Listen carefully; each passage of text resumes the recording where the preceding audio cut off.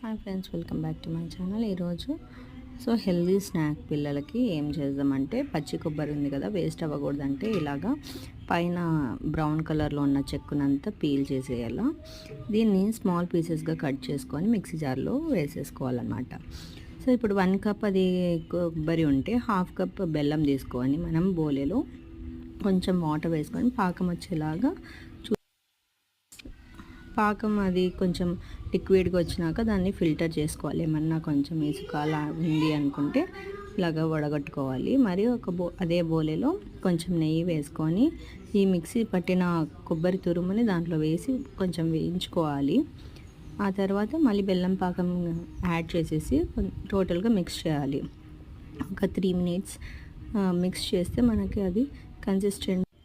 అది కలుపుతూ ఉన్నప్పుడు మనకి కొంచెం పట్టుకొని చూసినప్పుడు ఇలా ఉంటలాగా రావాలి. వచ్చింది అంటే కనుక ఇది